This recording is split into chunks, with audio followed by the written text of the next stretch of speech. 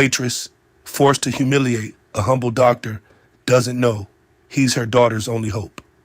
The clock on the wall of the surgical waiting area was a cruel, silent torturer. Each tick of its second hand was a hammer blow against Nkechi's sanity. It was 3:14 a.m. Her daughter, Adaeze, had been behind those frosted glass doors for 7 hours, 7 lifetimes. Nkechi's body was a knot of prayer and terror, her knuckles white from clenching the cheap plastic armrests of the chair. A surgeon, a visiting specialist they had called in as a last resort, was inside, holding her daughter's heart in his hands. A man she had never met, a man whose name she couldn't even recall. A blur spoken by a frantic nurse. The doors finally hissed open. A man emerged, his shoulders slumped, with a weariness so profound it seemed to bend the air around him. He was tall, with skin the color of rich, dark earth after a cleansing rain. He wore pale blue surgical scrubs, a cap still on his head. He pulled down his mask, and Nkechi saw a face etched with exhaustion, but his eyes, deep-set and kind, held a quiet victory. "She is stable," he said, his voice a low, gentle rumble, accented with the familiar cadence of home, of Ghana. "The procedure was complex, but she is strong. She will recover." The words washed over Nkechi, and the dam of her composure broke. A sob, thick and ragged, tore from her throat. It was a sound of gratitude so immense it was indistinguishable from pain.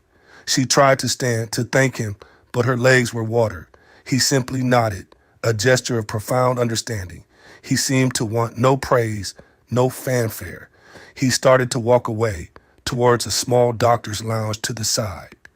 As he passed under the harsh fluorescent light, Nkechi's gaze fell to his feet.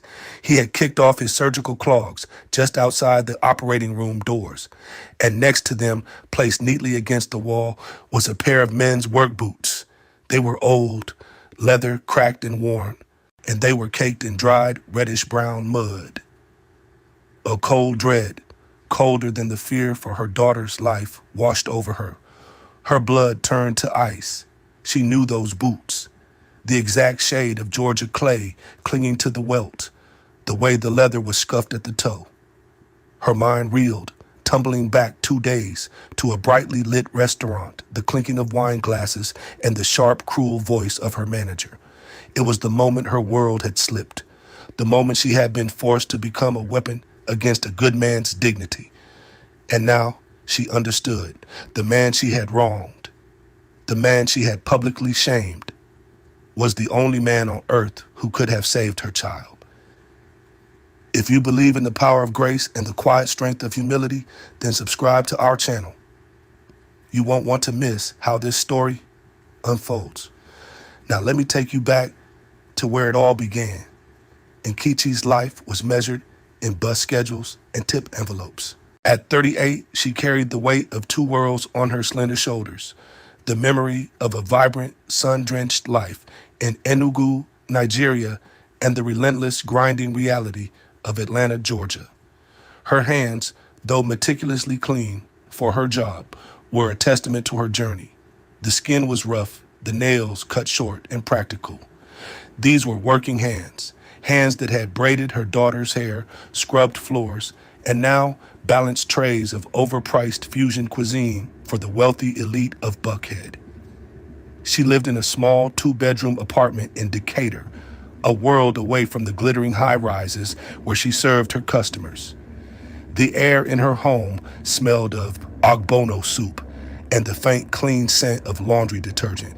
Every surface was spotless, a quiet rebellion against the chaos of her finances. On the wall was a single precious photograph.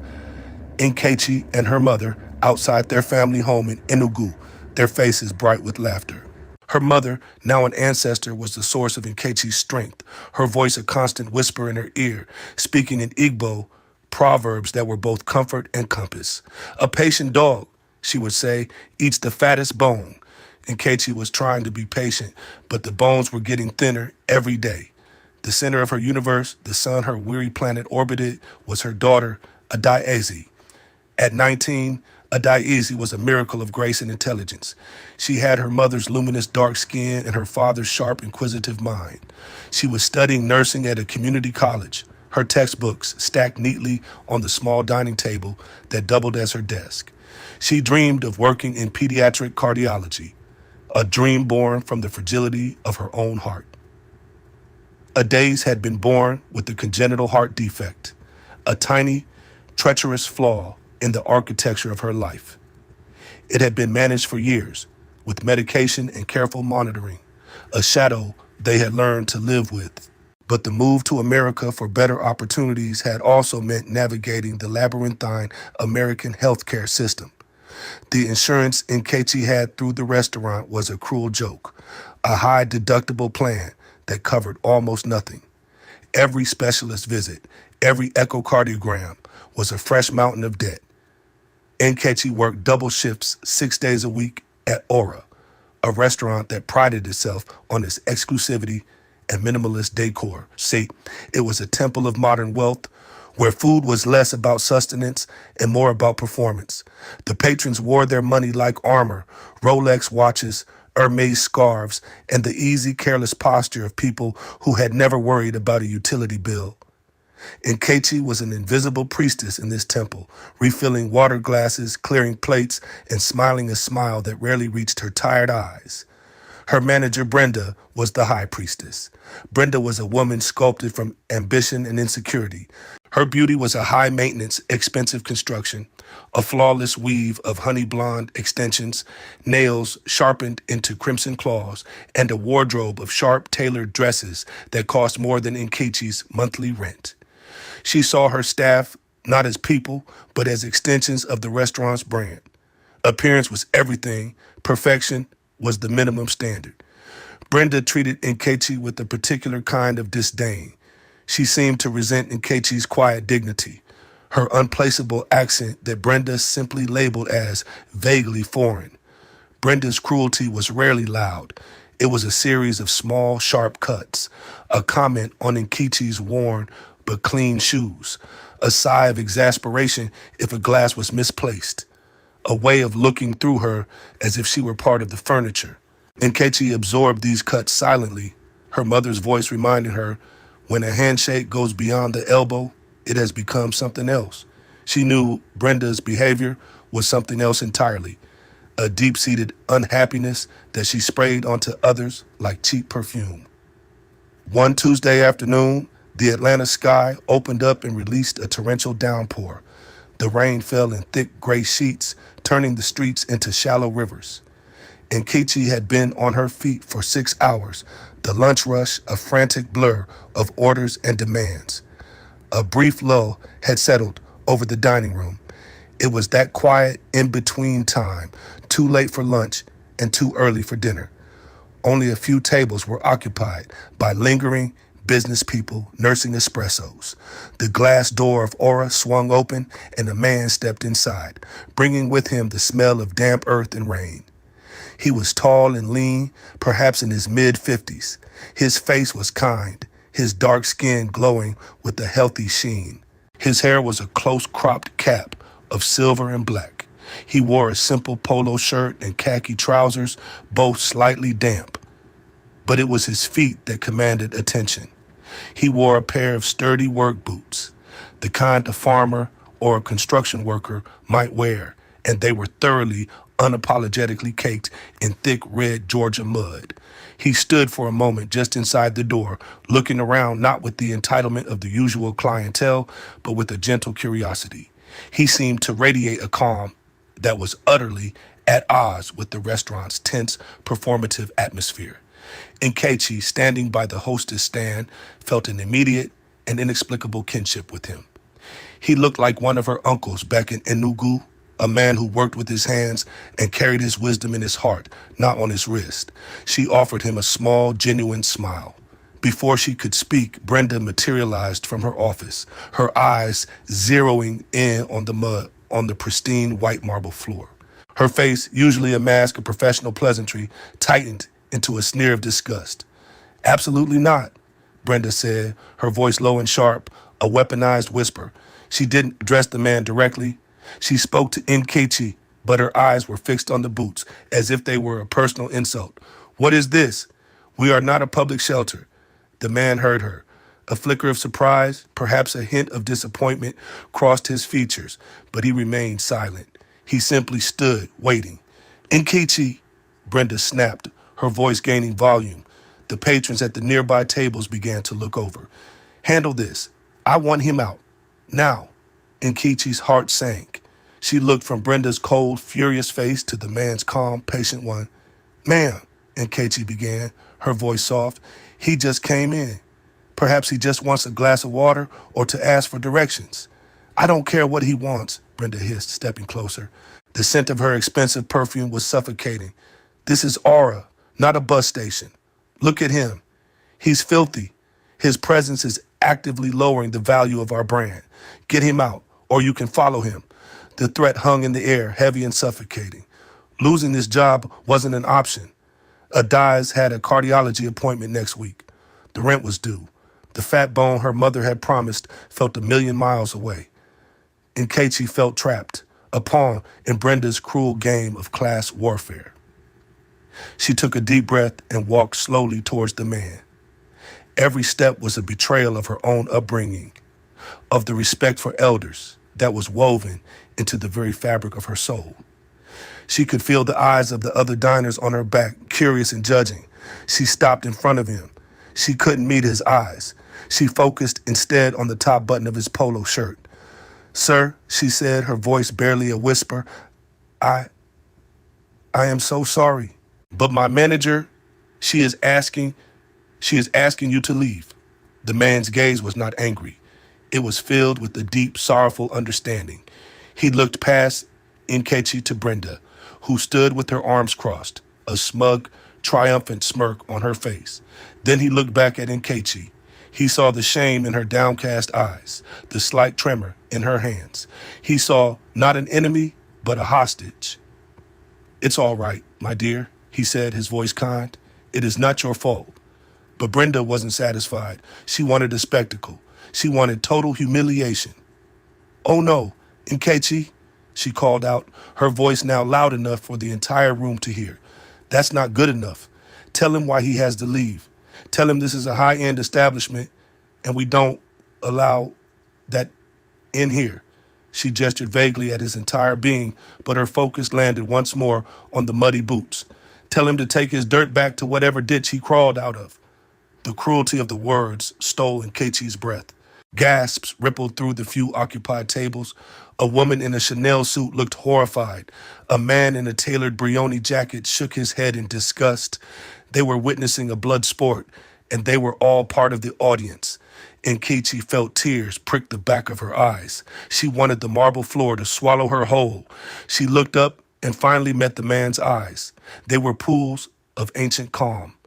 There was no anger there, only a profound sadness, as if he were mourning a world where such casual cruelty could exist. Sir, she whispered, her voice cracking.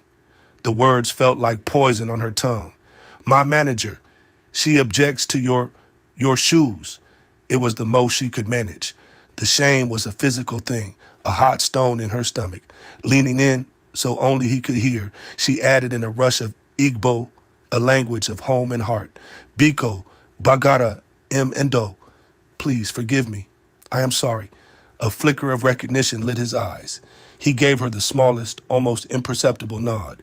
He understood the language. He understood the apology. He understood the coercion. Without another word, he turned and walked out the door, back into the rain. He did not slam the door. He did not shout. He left with a quiet dignity that made Brenda's victory feel hollow and vulgar. As the door closed, he left behind a few small, drying clumps of red mud on the white marble floor. Brenda stared at the mud as if it were a viper. Well, what are you waiting for, Nkechi? She sneered. Clean it up and be grateful you still have a job. As Nkechi knelt with the damp cloth, wiping away the traces of the kind stranger, she felt as if she were wiping away a piece of her own soul. She didn't know his name. She didn't know his story. All she knew was that she had participated in an act of profound ugliness, and the stain of it felt far deeper than the mud on the floor. Her mother's voice echoed in her memory, this time with a proverb of warning. Do not look where you fell, but where you slipped. She had slipped badly, and she had a terrible feeling the fall was still coming. The fall came 2 days later. It was a Thursday, Nkechi's day off. The air in the apartment was thick with the comforting aroma of jollof rice simmering on the stove. Nkechi was humming a tune from her childhood, a rare moment of peace in her frantic life.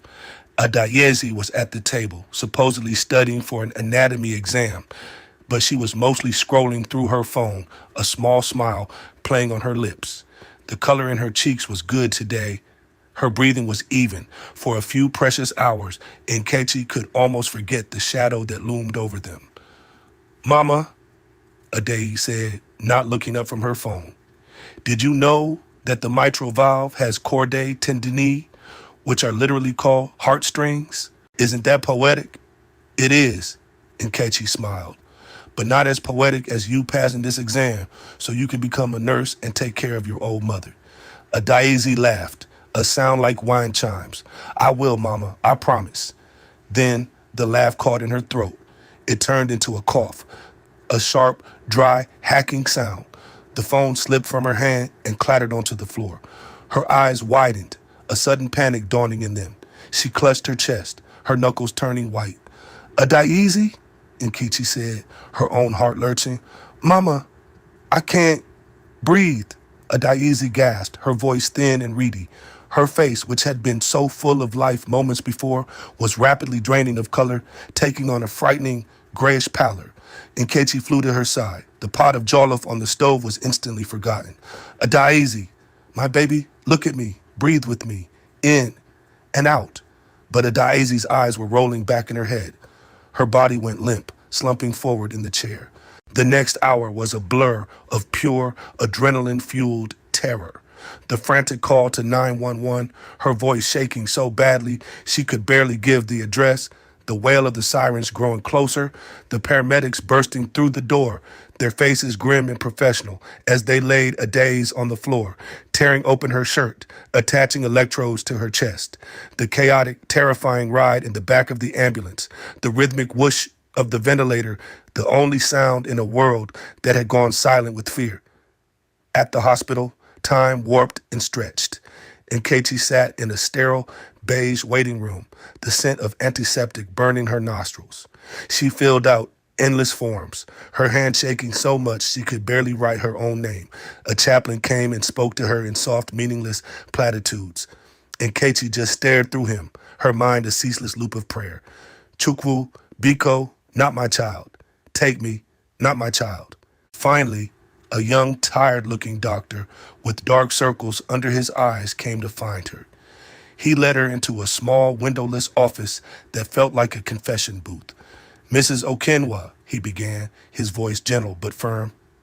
I'm Dr. Ramirez. We've managed to stabilize Adaeze for now, but I need to be very clear with you. She's had a massive cardiac event. The congenital defect, there's been a catastrophic failure of the aortic valve. It's completely torn. Nkechi felt the floor tilt beneath her feet. What does that mean? It means she needs emergency surgery to replace the valve. Immediately. Tonight. Without it, he didn't need to finish the sentence. The unspoken words hung in the air, heavy and dark as a shroud. Okay, Nkechi whispered, her mind racing. Surgery. We do the surgery. Whatever it costs. She thought of her meager savings, the maxed out credit cards. It didn't matter. She would sell her own blood if she had to. Dr. Ramirez hesitated. He looked down at the file in his hands, then back up at her. His expression was one of deep professional sympathy, which was somehow more terrifying than anything else. That's the other problem, he said slowly. This isn't a standard valve replacement. The nature of the tear and its proximity to the coronary artery makes this an extremely high-risk, complex procedure. There are only a handful of surgeons in the country who specialize in this specific type of repair. Our chief of cardiac surgery is in London at a conference. Hope, which had flickered for a brief moment, died in her chest. So, what are you saying? You can't do it. We can't, he confirmed. But And this is a long shot. We do have a visiting surgeon here this month. He's from Ghana, a world-renowned specialist in exactly this kind of complex aortic reconstruction. He's not officially on staff. He's here consulting on a research project. But he's the best there is. If anyone can do this, it's him. A fragile tendril of hope began to uncurl in Nkechi's soul. A doctor from Ghana? What is his name? Dr. Mensah, the doctor replied, flipping through his notes. Dr. Kwasi Mensah. I've already paged him. He's on his way in. But Nkechi, I have to be honest.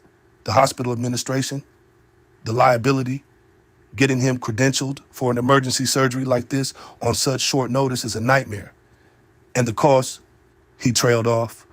Looking at the insurance information on her form, he didn't have to say it, he knew. Please, Nkechi begged, the word a raw, desperate plea. Please, just ask him. Tell him a mother is begging for her daughter's life. Dr. Ramirez nodded, his expression softening. I will. I'll do everything I can. And so, the wait began. Nkechi was moved to the surgical waiting room on the cardiac floor.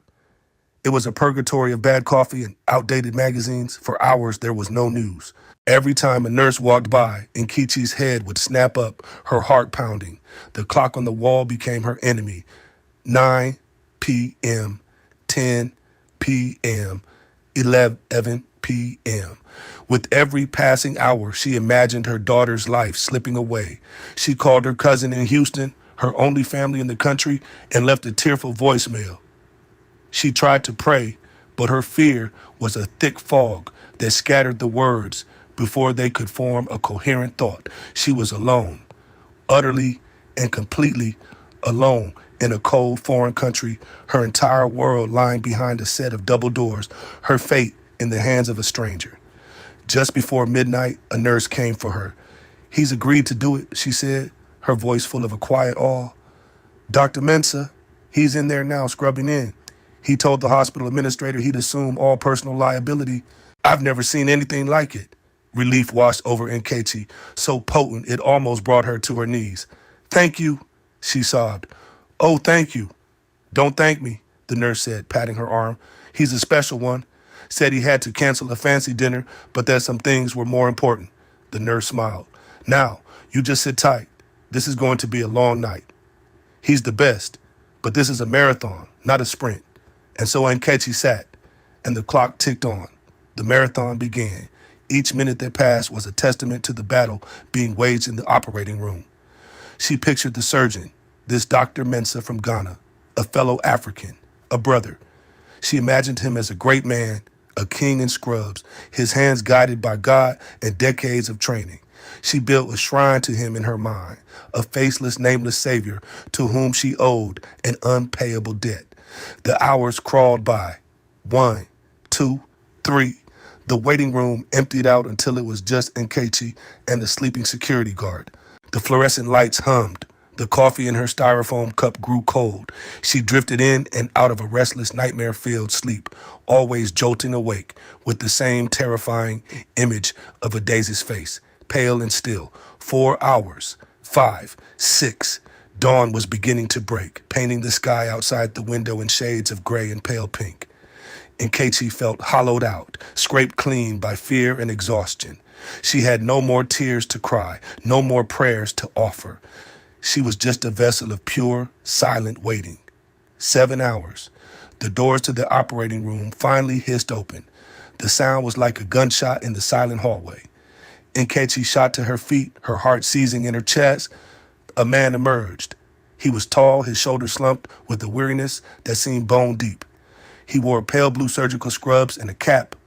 As he pulled down his mask, Nkechi saw a kind face etched with lines of profound fatigue. His skin was the color of rich, dark earth. His eyes, deep-set and wise, found hers across the empty waiting room. And they held a quiet, gentle victory. She is stable, he said, and his voice was a low, familiar rumble, the cadence of home, of Ghana. The procedure was complex, but she is strong. She will recover. The world, which had been gray and silent exploded back into color and sound. A sob tore from Nkechi's chest, a raw, primal sound of gratitude so immense it hurt. She tried to move, to thank this king, this savior, but her body wouldn't obey. She sagged back into her chair, her face in her hands, weeping with a relief that was physically painful. The surgeon simply nodded, a gesture of profound understanding. He seemed to want no thanks. He turned exhausted and began to walk towards a small doctor's lounge to the side, likely to collapse for a few precious moments before starting his rounds. As he passed under the harsh, unforgiving light of the hallway, Nkechi's gaze, blurred by tears, fell to the floor beside the operating room doors. He had kicked off his disposable surgical clogs, and next to them, placed neatly against the wall as if he had just come in from a long day's work in a field, was a pair of men's work boots. They were old, leather, cracked and worn, and they were caked in dried, reddish-brown mud. The sob in Nkechi's throat died. Her blood ran cold. It was not a king who had saved her daughter. It was not a nameless, faceless god in scrubs. It was the man from the restaurant, the man whose dignity she had helped to shred, the man she had judged, however unwillingly, by the mud on his shoes, the man she had asked to leave, whose presence she had declared unfit for a place of polished surfaces and empty values.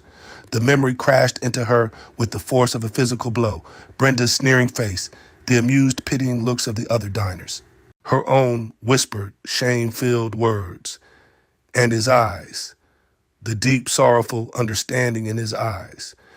He had known she was a hostage. He had known she was ashamed, and he had forgiven her in that single, silent moment. And now he had spent 7 hours with his hands inside her daughter's chest, stitching her life back together. The irony was so cruel, so profound, it was almost biblical. She had fallen, just as her mother's proverb had warned. She had looked at the man and seen only where he stood, in muddy boots on a marble floor.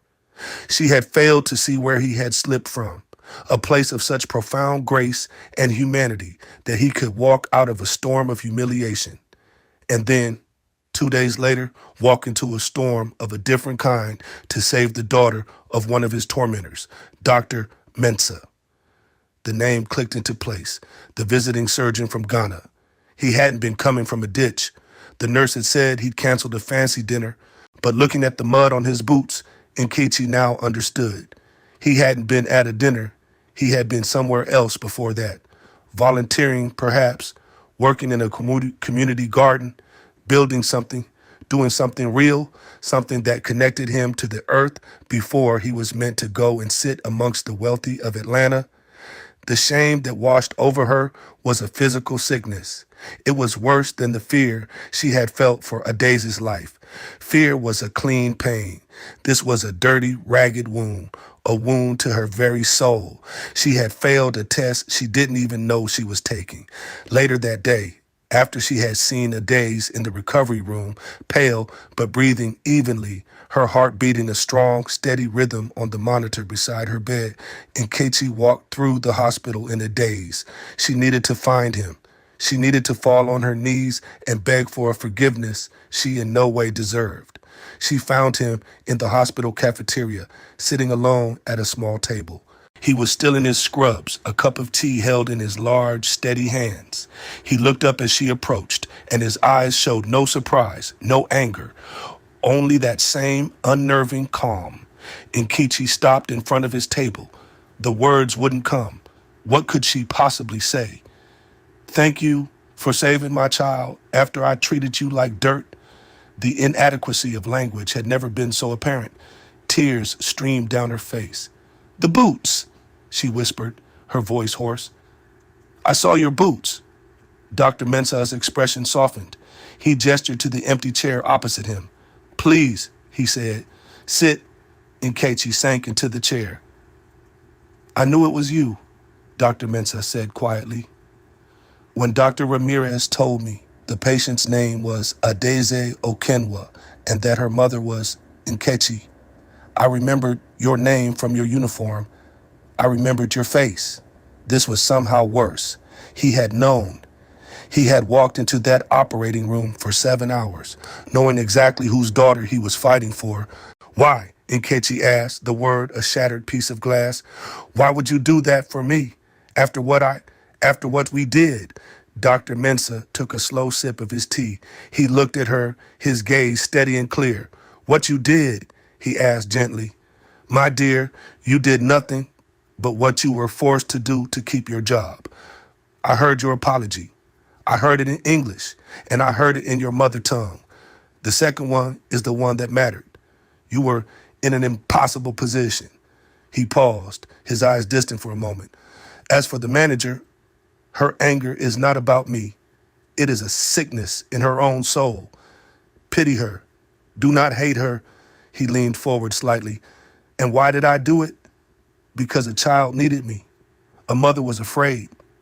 The rest of it, the restaurant, the mud, the angry woman, that is just noise. It has nothing to do with the work. The work is saving lives. It is not complicated. His simplicity was devastating. He had stripped the entire ugly encounter of its power, rendering it meaningless in the face of a simple human need. He operated on a plane of moral clarity that Nkechi could barely comprehend. The payment, Nkechi stammered, thinking of the mountain of debt she was about to face. I don't know how I can ever. Dr. Mensah held up a hand, stopping her. There is no bill, he said simply. Nkechi stared at him, uncomprehending. What? I spoke to the hospital administrator. I told them I was consulting on this case pro bono as a visiting researcher. There will be no surgeon's fee. You will have to pay the hospital for the room and the medication, but my work was a gift. A gift. The word hung in the air between them. He was giving her back her daughter's life, and he was calling it a gift. The magnitude of his grace was crushing. Nkechi finally broke, her head falling into her hands as she wept, not with fear or relief, but with the overwhelming, purifying pain of having come face to face with the goodness she did not feel she deserved. Dr. Mensah did not try to comfort her. He simply sat in silence, allowing her the dignity of her tears, his presence a quiet, steady anchor in the storm of her emotions. The aftermath was a series of quiet miracles. Adaeze's recovery was slow but steady. Color returned to her cheeks. Her laugh, when it first came, was weak, but it was the most beautiful sound Nkechi had ever heard. Dr. Mensah visited them every day, not as a surgeon, but as a friend. He would pull up a chair and talk to Adaeze about her nursing studies, his eyes lighting up as he explained the elegant mechanics of the heart. He never once mentioned the restaurant. To him, that chapter was closed, irrelevant. News of what had happened, however, had a way of traveling. The woman in the Chanel suit at the restaurant that day was the wife of one of the hospital's board members. After witnessing the scene, she had written a scathing letter to the restaurant's corporate office, describing in detail Brenda's appalling and cruel behavior. Combined with other staff complaints, it was the final straw. 2 weeks after the incident, Brenda was fired, and Nkechi felt no triumph, only a quiet sadness for a woman so lost in the world of surfaces that she could no longer see the humanity underneath. Months passed. Adaeze was back in her classes, a faint scar down her chest, the only visible sign of her ordeal. Nkechi had found a new job at a small family-owned Nigerian restaurant in Decatur, where the owner called her sister and the air always smelled of home. The pay was less, but her soul was at peace. One evening, there was a knock on their apartment door. Nkechi opened it to find Dr. Mensah standing there. He was dressed simply in the same kind of khaki trousers he had worn that first day. In his hands, he held a large container. I was leaving to go back to Accra tomorrow, he said with a warm smile, and I could not leave without the proper taste of home. He stepped inside and opened the container. The rich, fragrant steam of party-style jollof rice, studded with chunks of meat and vegetables, filled the small apartment. Nestled beside it was a pile of perfectly fried sweet plantain. It was the meal Nkechi had been cooking on the day her world fell apart. Now it was being returned to her, a symbol of life and restoration. They sat at the small dining table, the three of them. Adaeze, her heart beating strong and true. Nkechi, her spirit finally healing. And Dr. Mensa, the man who had taught her the most profound lesson of her life. As they ate, Adaeze looked at the quiet doctor who had saved her. She had heard the whole story from her mother. She looked down at his feet. He was wearing a simple pair of leather loafers, dusty from the Atlanta streets. She smiled, a flash of her old bright humor returning. "Doctor," she said, her voice full of warmth, "I like your shoes today, but I think I liked your other ones better, the muddy ones." Dr. Mensa laughed, a deep, rumbling sound of pure joy. "Ah, yes," he said, his eyes twinkling. "The boots of purpose. They are my favorite pair. I was helping build a community garden over in East Point that day. It is good to have your hands in the soil. It reminds you of what is real." And Nkechi watched them, her heart full to bursting. Her mother's proverb came back to her, but this time it was complete. "Do not look where you fell, but where you slipped." She had slipped by judging a man on his appearance. She had fallen into despair, but Dr. Mensa had caught her. He had shown her that the slip was the lesson. It wasn't about the shame of the fall. It was about understanding the cause of the stumble, the pride, the fear, the judgment, and learning to walk with more grace, more humility. Months later, Nkechi was working her shift when a woman came in. She was thin, her hair pulled back in a simple ponytail. Her clothes were clean but worn. It took Nkechi a moment to recognize her. It was Brenda. Her face was stripped of its expensive makeup, her hands bare of their claw-like nails. She looked smaller, humbled. She ordered a simple plate of rice and stew, and when Nkechi brought it to her, Brenda wouldn't meet her eyes. "I'm sorry, Nkechi," she mumbled, her voice barely audible. "For everything." Nkechi looked at her, and she felt no anger, only the pity Dr. Mensa had spoken of. She placed the plate gently on the table. "The stew is very good today," she said, her voice kind. "Eat. It will make you feel better." It was the only grace she could offer, a small echo of the one she had been given. The final image Nkechi would hold in her heart forever was from that last evening with Dr. Mensa, the closing image of her story. It was of her daughter, Adaeze, her face radiant with health, laughing as she scooped a spoonful of bright orange jollof rice onto the plate of the kind, humble doctor. The man in the dusty boots, whose true worth wasn't measured in the shine on his shoes, but in the boundless grace within his heart. A man who knew that what you have in your hands is never as important as what you are willing to give from them. Every tale has a lesson, and this channel never forgets. The deepest truths are often hidden in the simplest packages, and a person's character is not revealed in the halls of power, but in how they treat the powerless. It's a reminder that the most valuable things in this world, kindness, dignity, and grace, have no price tag. And sometimes the person you look down on today might be the only one who can lift you up tomorrow.